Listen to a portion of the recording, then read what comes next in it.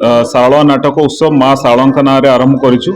ए वर्ष द्वितीय राज्यस्तरीय शारला नाटक उत्सव आरंभ होगापी जाऊँगी जनवरी 2, 3 और 4 3 दिन धरी।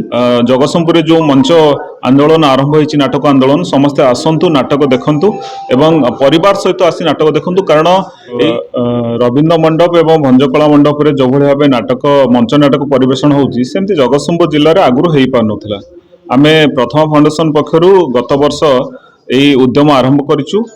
शारला नाटक उत्सव माँ शारलांका नाँ आरंभ करूँ। ए वर्ष द्वितीय राज्यस्तरीय शारला नाटक उत्सव आरंभ होगापी जाऊँगी जनवरी 2, 3 और 4 3 दिन धरी। ये 3 दिन धरी आम 3टी नाट्यकार निर्देशकों नाँ 3टी संध्या को उत्सर्ग करुँ। ता सहित आम 9 जन को प्रथमा सम्मान दौचु एवं जड़े अभिनेता को जहाँ को कृपा सिंधु कला सम्मान प्रदान करुचु। 3 दिन में आप 3टी भल नाटक देखिपाई पाइबे। गोटे हूँ आपणकर मागुणीर सगड़ गोदावरीश महापात्र लेखा। द्वितीय हूँ कमला जी जो नाटकटी गोटे सांबादिक उपर पर्यवेसित एवं तृतीय नाटकटी हूँ आपणकर संपर्क।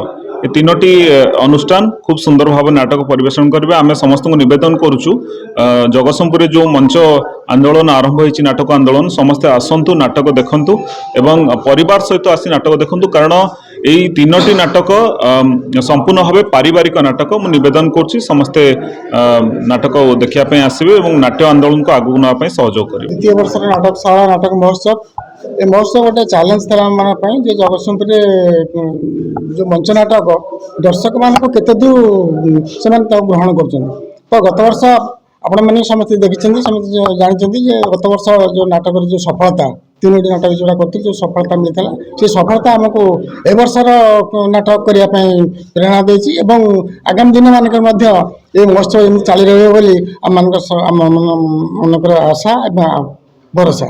तो प्रथमा फाउंडेशन प्रथम मोर गोटे सन्देह था जे ए माटी हूँ गोटे यात्रा ओरिएंटेड माटी।